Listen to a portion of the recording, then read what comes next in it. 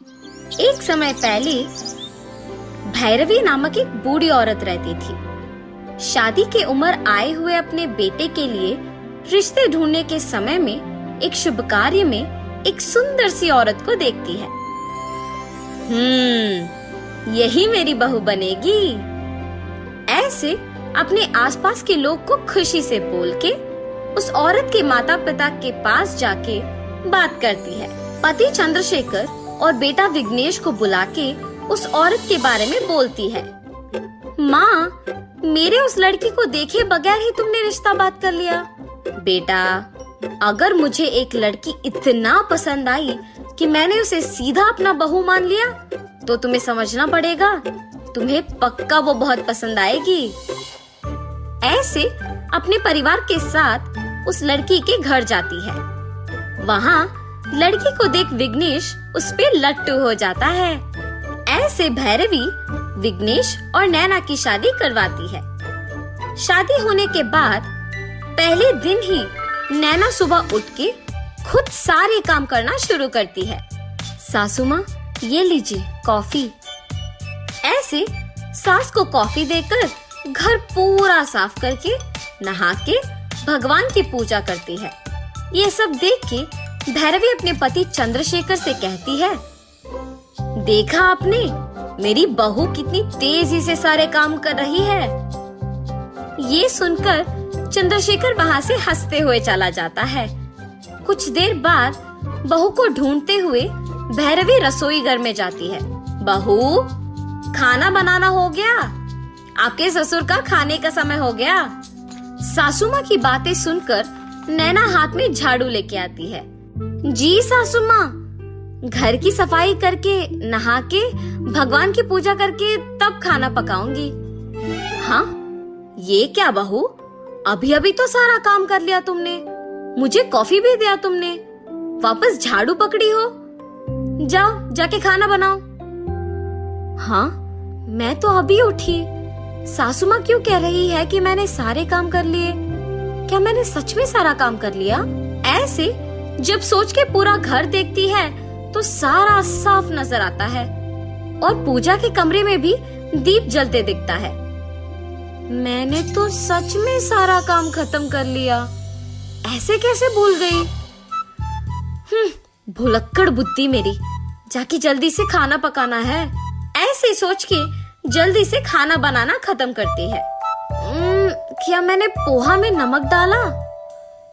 ऐसे 2 बार नमक डालती है।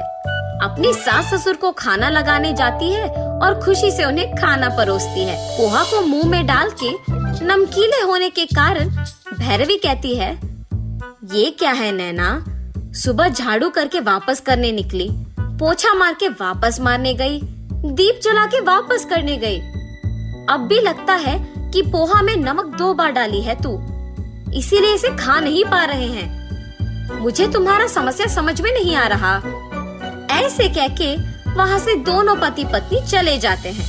नैना उन्हें उल्टा जवाब नहीं देती है और भुलक्कड़ होने के कारण ये सब भूल भी जाती है। अरे रे, मेरे पति उठ गए होंगे शायद, मुझे उनके लिए कॉफी लेके जाना है। ऐसे अपने पति विघ्नेश के लिए कॉफी लेके जाती है। ये लीजिए कॉफी। हाँ, 30 मिनट पहले ही तो कॉफी दिया तुमने, वापस क्यों दे रही हो? मैं वापस नहीं पी सकता, जल्दी से टिफिन लगाओ ना, खा लूंगा। जब नैना अपने पति के लिए टिफिन लगा रही होती है तब भैरवी अपने बेटे को जो कुछ भी हुआ बताती है। लगता है कि बहू पे किसी का बुरा नजर पड़ गया, मैं एक पूजा करवाऊंगी, तभी सब संभल जाएगा। ऐसे बेटे से कह के यही बात बहू को बताने जाती है। बहू, हमारे घर में कल एक पूजा रखी है मैंने, हमारे अड़ोस पड़ोस के औरतों को जाके बुलाओ। जी माँ जी, ऐसे कहती है कि सबको बुला के आएगी। सबसे पहले सुगना के घर जाती है। सुगना दी, कल घर में पूजा रखी है, आपको जरूर आना पड़ेगा। सासू माँ ने ये कहने के लिए मुझे भेजा। वहाँ से वैभवी के घर बुलाने जाती है। तब कल क्या सुगना भी आ रही है भाभी? हाँ जी, अभी मुझे बस जाके उनको बुलाना होगा। ठीक है। ऐसे सुगना के घर दोबारा जाती है उसे बुलाने।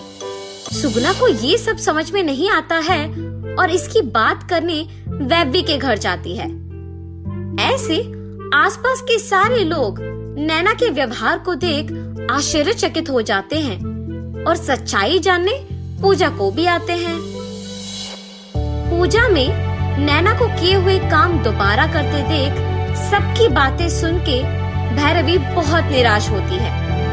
पूजा के खत्म हो जाने के बाद बेटे को बुला के सच कहती है। विघ्नेश, नैना को भूल जाने की बीमारी है, इसीलिए वो किए हुए काम दोहराती है। उसके वजह से मैं अपने जान पहचान के लोगों के सामने एक मजाक बन गई हूँ कि चुन चुन के एक भुलक्कड़ बहू को ही घर ले आई। ऐसे मेरा मजाक उड़ाना मैं सहन नहीं कर पा रही, कुछ तो करना पड़ेगा।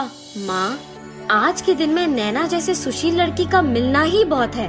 वो खाना बना लेती है, अकेले ही घर का सारा काम करती है, आए हुए रिश्तेदारों का अच्छा स्वागत करके उनका ख्याल रखती है और ऐसे बहुत कुछ।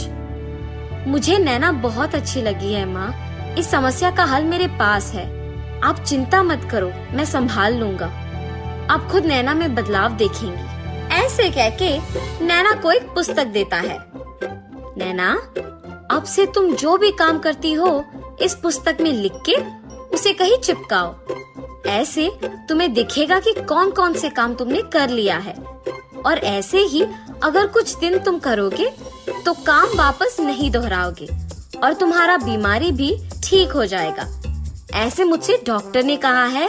विघ्नेश की बातें मानकर उसके दिए हुए सलाह के पालन करके कुछ ही दिनों में ठीक हो जाती है। भैरवी के आसपास के लोग भी उसका मजाक उड़ाना बंद करके नैना को उसकी सुंदरता, सुशीलता और अच्छाई के लिए बहुत पसंद करते हैं। उसको दूसरी लड़कियों के लिए आदर्श की तरह भी दिखाया जाता है। ऐसे एक अच्छा जीवन निभाती है नैना।